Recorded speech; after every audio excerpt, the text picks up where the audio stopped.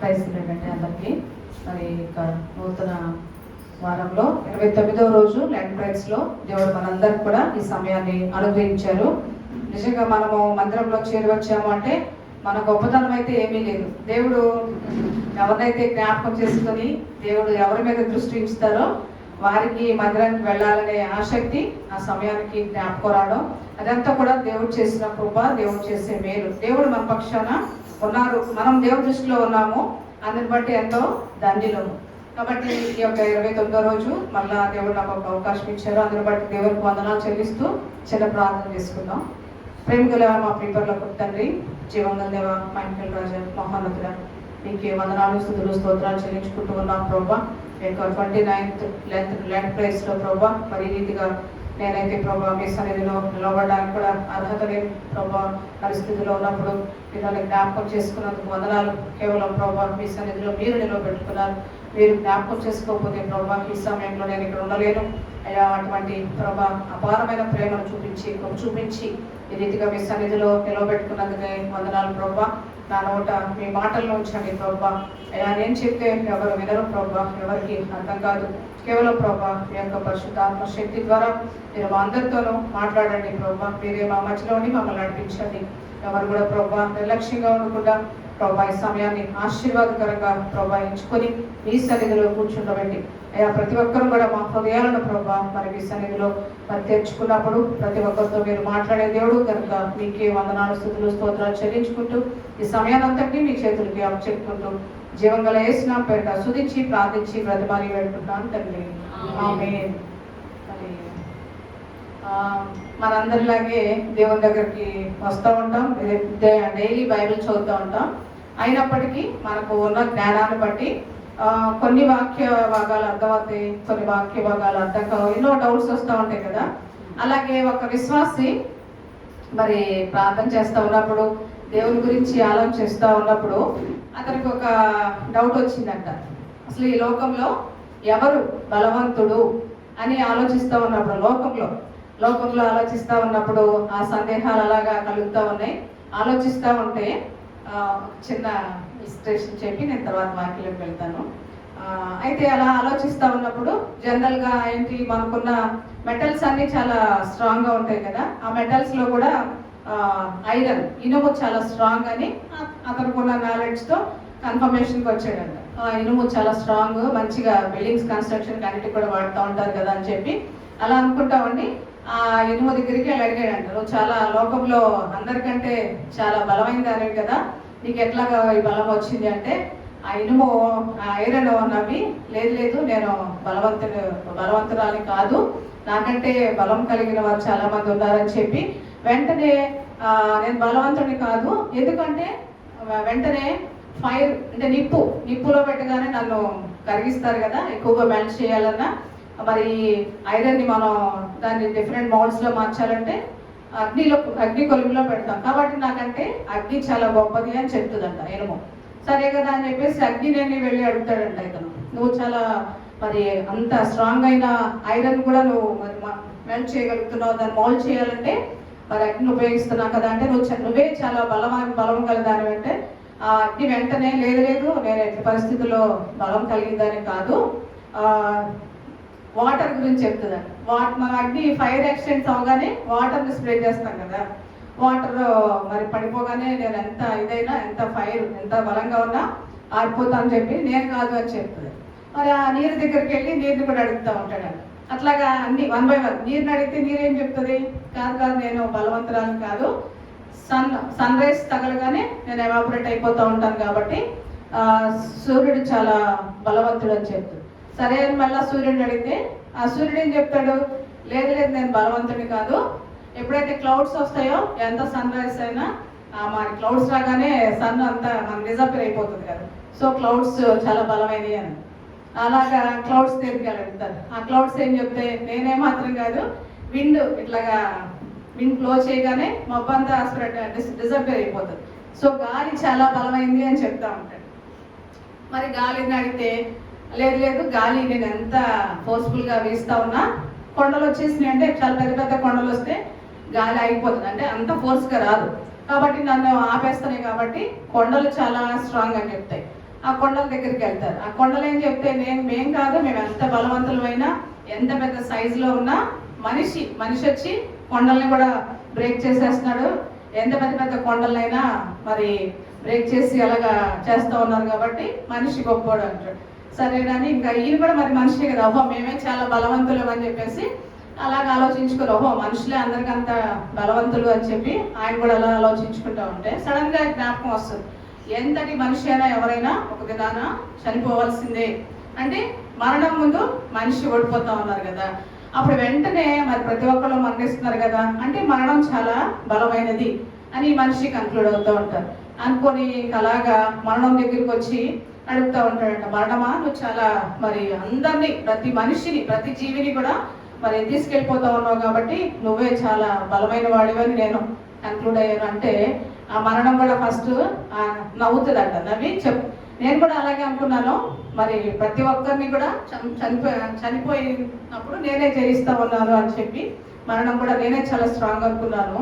కానీ ఒక ఇన్సిడెంట్ జరిగింది నా జీవితంలో. ఒక వ్యక్తి మరణించారు, ప్రతి ఒక్కరు చనిపోవాల్సిందే కానీ ఒకే ఒక వ్యక్తి ఉన్నాడు. ఆ మనిషి చనిపోతే అందరు చనిపోయారు నేను కూడా అనుకున్నాను. నేను 3 days ఇంకా అందరు నా ముందు ఓడిపోయారని చెప్పి చాలా సంతోషంగా పండుగ చేసుకున్నాను. కానీ 3 రోజుల తర్వాత మరణాన్ని తిరిగి లేయించాడు ఒక వ్యక్తి. ఆ వ్యక్తి ఎవరు అని చెప్పేసి అడిగితే యేసుక్రీస్తు ప్రభు అని. మరి నిజంగా అది చూసినప్పుడు ఆ మరణము నేను చాలా సిగ్గుపడిపోయాను. మరణాన్ని కూడా జయించిన వ్యక్తి కేవలము యేసు ప్రభు వారే. మరి వాక్యాన్ని చూసినప్పుడు మనం చదువుకుంటాం చాలాసార్లు. 1 Corinthians 15th chapter 55th verse sir చదువుకుందాం. 1 Corinthians 15th chapter 55th verse.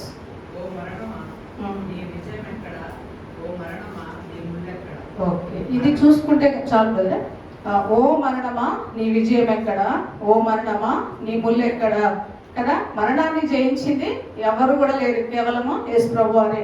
ఆ మరణము మరి నేను విజయము పొందుకున్నానని చెప్పి ఎంతో సంతోషిస్తూ ఉంది.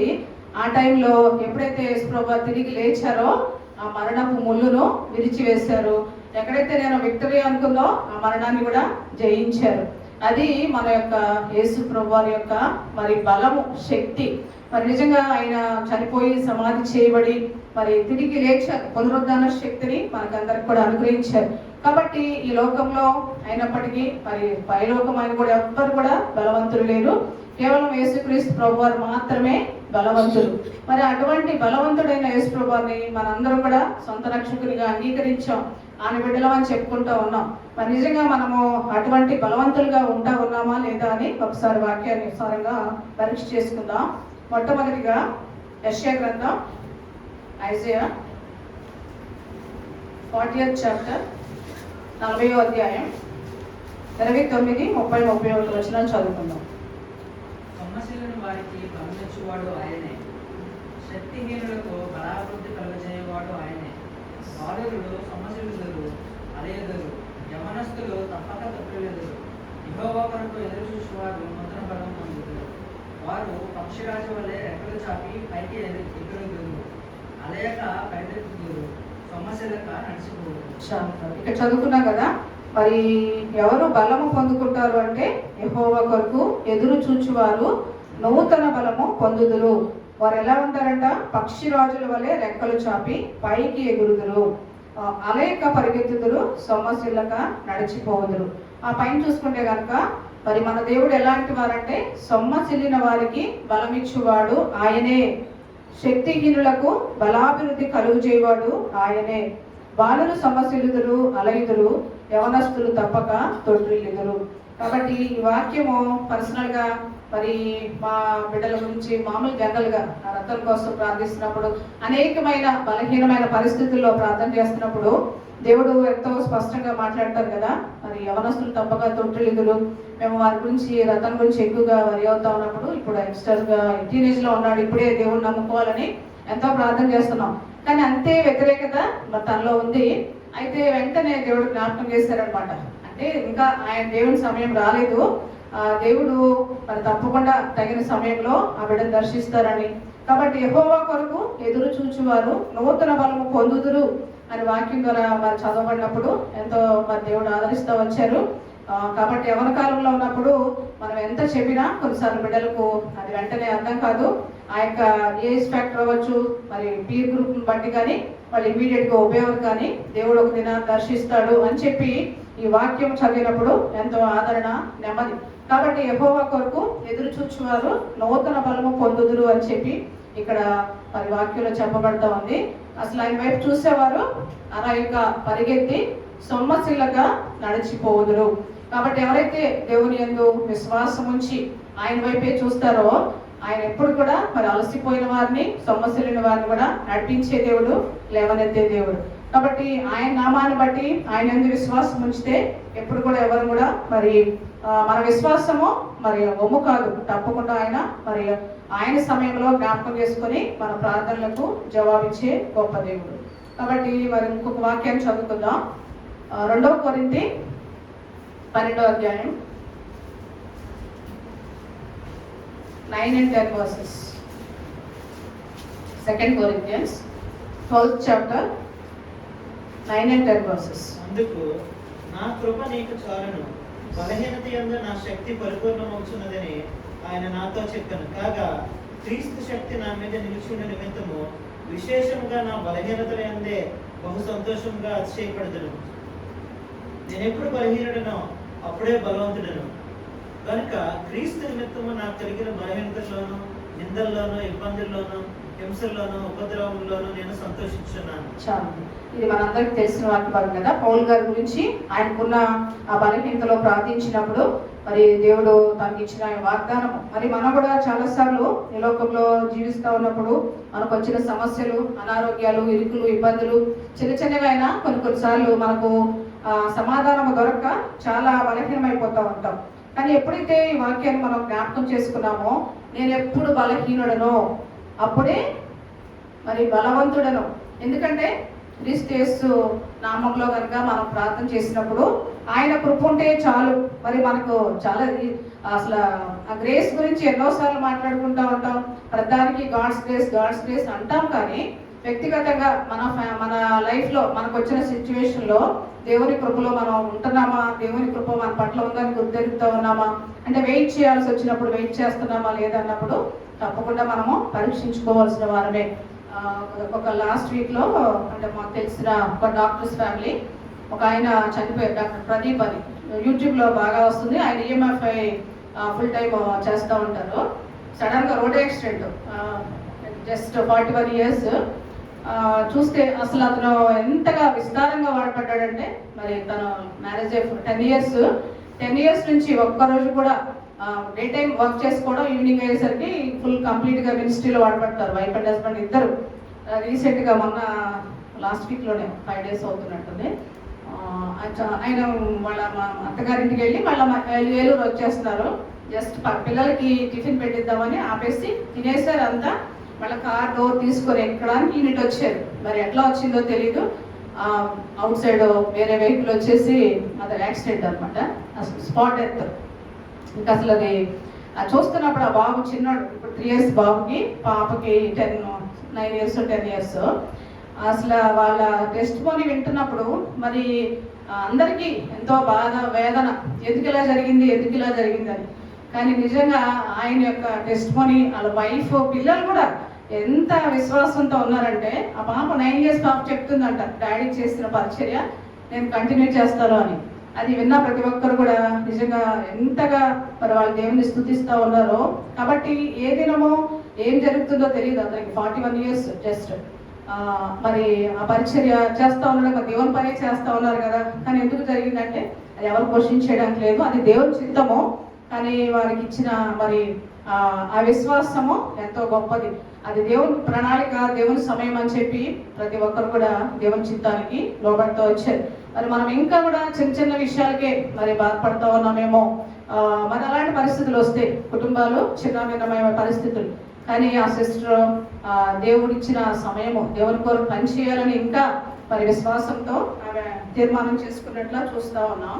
కాబట్టి మనకు అలాంటి పరిస్థితులు రాకముందే మనకిచ్చిన సమయాన్ని దేవుని కొరకు దేవుని కొరకు స్పెండ్ చేసే వారంగా ఉండాలని కాబట్టి మన బలహీనతలోనే మనం జ్ఞాపకం చేసుకోవాలి.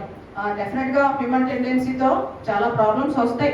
అది వ్యక్తిగతంగా అవ్వచ్చు, కుటుంబం కావచ్చు, మరి సమాజంలో అవ్వచ్చు, మన వర్క్ ప్లేసెస్ లో రావచ్చు. కానీ మనమైతే దేవుని బిడ్డలంగా ఆ చిన్న విషయాలకి బాధపడేవారు కాదు. కానీ దేవుని కొరకు ఏ విధంగా నిలబడాలి, దేవుని కొరకు మనం ఏ విధంగా స్టాండ్ తీసుకోవాలి, ఒక టెస్ట్ మనీగా ఉండాలి అనేది మన మైండ్ లో ఎప్పుడు కూడా ఆయన కృప అంటే అది. మనల్ని ఎందుకు ఈ దినాన బ్రతికించారు, మనం ఏం చేయాలి, మనందరూ కూడా రక్షింపబడ్డాం కదా అన్నది మన ప్రైమరీ గోల్ గా ఉంటే తప్పకుండా ఆయన యొక్క చిత్తాన్ని మనం నెరవేర్చే వారంగా ఉంటాం.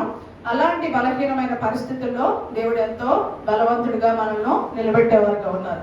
ఇంకొక వాక్యం చదువుకుందాం. ఎఫెసీయులకు రాసిన పత్రిక 6వ అధ్యాయం 10వ వచనం.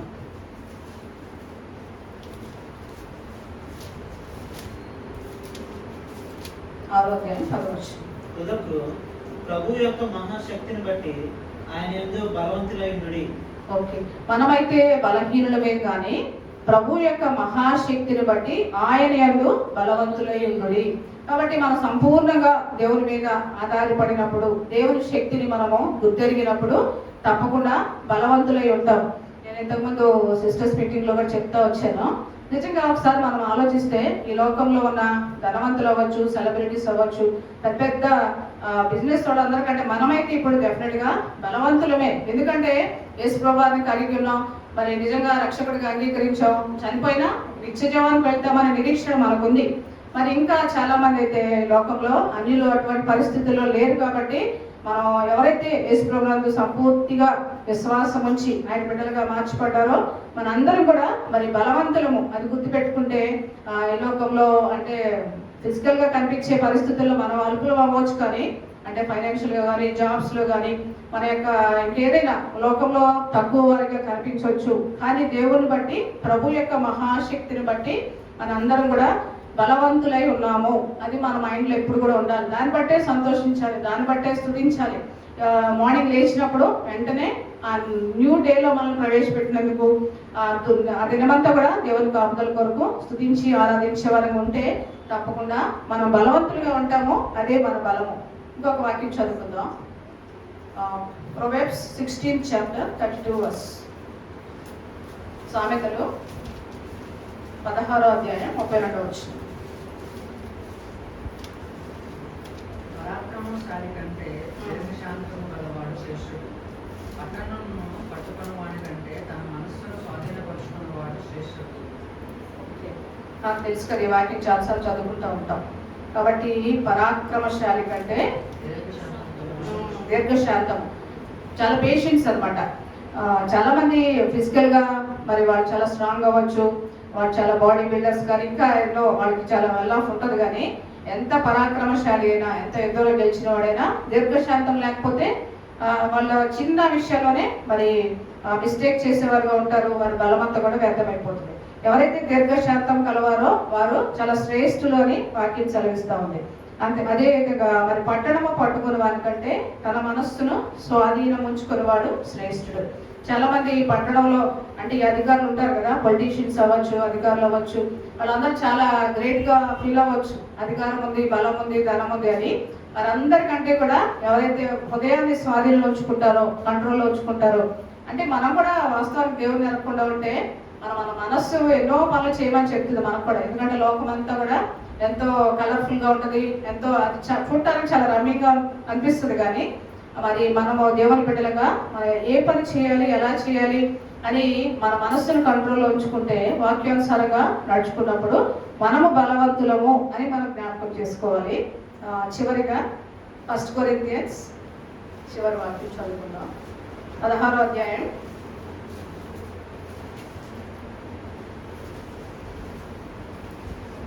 13 and 14 verses. 1 Corinthians 16th chapter.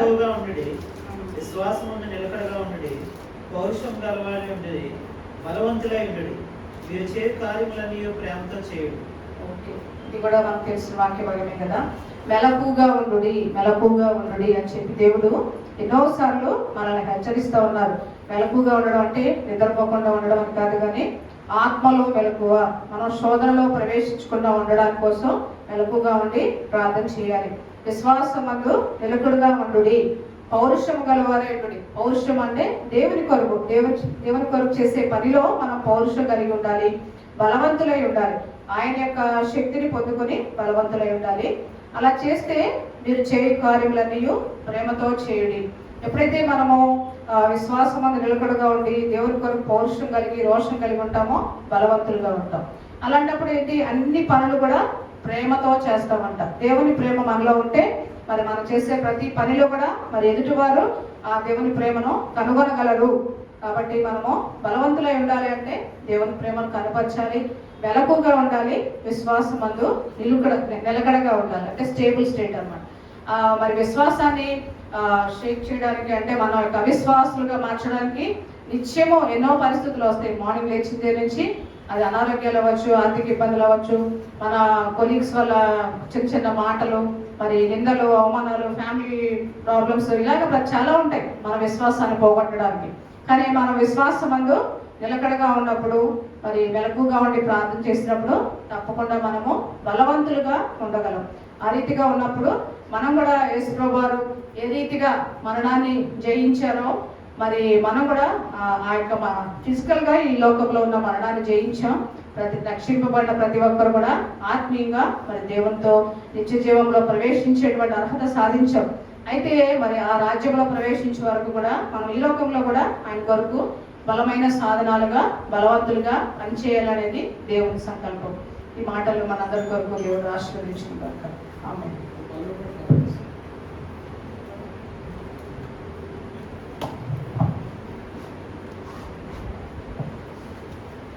అద్భుత కరుడా ఆలోచన, ఆశ్చర్య సమాధాన ప్రభువా, అద్భుత కరుడా ఆలోచన, ఆశ్చర్య సమాధాన ప్రభువా, బలవంతుడా బహుప్రియుడా మనోహరుడా మహిమారాజా స్తుతించెదన్, నా ప్రాణ ప్రియుడా యేసు రాజా అర్పింతును నా హృదయార్పణ. ప్రేమ గల మా పిపర్లో పుట్టండి, జీవంగల దేవ సాయంకాల రాజా మహోన్నతుడ, మీకు వందనాలు ప్రభా. ఈ సాయంకాల సమయంలో ఈ రీతిగా మీ సన్నిధిలో మేమందరం కూడా చేరవడానికి మమ్మల్ని మీరు జ్ఞాపకం చేసుకున్నందుకే వందనాలు. మా పట్ల మీరు చూపిన కృప కొరకై వందనాలు, స్తుతులు, స్తోత్రాలు. ఎవరు ఈ లోకంలో బలవంతులని ప్రభా అనేకమైన సంగతులను మేము జ్ఞాపకం చేసుకుంటూ వచ్చాము. అవన్నీ కూడా ప్రభా మరి ఈ లోకంలో టెంపరీగా వాటికి ఉన్న శక్తి మేర కొంతవరకు అవి బలము కలిగినవి కానీ అయా బలవంతుడు మీరు ఒక్కడు మాత్రమే ప్రభా. ఓ మరణమా ఈ ముళ్ళు ఎక్కడ, ఓ మరణమా ఈ విజయం ఎక్కడ అని ప్రభా, ఆ మరణాన్ని ప్రభా, మరణపు ముళ్ళును మరి మీరు ఇచ్చేసి సజీవుడిగా తిరిగి లేచిన గొప్ప దేవుడు ప్రభా. మరి మమ్మల్ని కూడా ప్రభా మీ బిడ్డలుగా మీ సొంతగా చేసుకున్నారు. కాబట్టి మేము కూడా అయా మా బలహీనతలోనే ప్రభా బలవంతులుగా ఉండడానికి ప్రభా మీరు చూపిస్తున్న కృప కొరకాయ, ప్రేమ కొరకాయ వందనాలు, స్తుతులు, స్తోత్రాలు. పరాక్రమశాలి కంటే ప్రభా మరి తన హృదయంలో ప్రభా మరి అంచుకున్నవాడు, అదేవిధంగా ప్రభా పట్టణమును మరి పట్టుకున్న వారి కంటే ప్రభా దీర్ఘశాంతం గలవాడు, ఎంతో ప్రభా బలవంతుడని ఈ వాక్యం సెలవిస్తూ ఉంది ప్రభా. అంత మాత్రమే కాదు, యెహోవా కొరకు ఎదురు చూచువారు నూతన బలము పొందుదురు అని వాక్యం సెలవిస్తున్న రీతిగా ఎవరైతే నైనా మీ కొరకు కనిపెడుతున్నారో ప్రతి ఒక్కరిని కూడా నువ్వు బలపరిచే దేవుడు, స్థిరపరిచే దేవుడు ప్రభా. మీకే వందనాలు, స్తుతులు, స్తోత్రాలు చెల్లించుకుంటూ ఉన్నాం. అయా శోధనలో పడకుండా మెలకుగా ఉండి ప్రార్థించమన్నారు. అయా విశ్వాసం అందు నిలకడగా ఉండమన్నారు. పౌరుషం గలవారే మీ కొరకు పనిచేసేటువంటి గొప్ప సాధనాలుగా మమ్మల్ని బలపరచండి ప్రభా. సహాయం చేయండి. మేము చేసే ఏ పని అయినా ప్రేమతో ప్రభా చేసినప్పుడు ఎదుటి వారికి మీ ప్రేమను మేము కనపరచగలం. అటువంటి గొప్ప ఆత్మీయ జీవితాలు మీరు మా అందరికీ దయచేస్తున్నామని సహాయం చేయమని కోరుకుంటూ ఉన్నాం. ఇతర వాక్యాలు మీరు కట్టి ఫలింప చేయమని సహాయం చేయమని కోరుకుంటూ జీవంగల యేసు నామమున పేరిట స్తుతించి ప్రార్థించి బ్రతిమాలి వేడుకుంటున్నాను తండ్రి. ఆమేన్.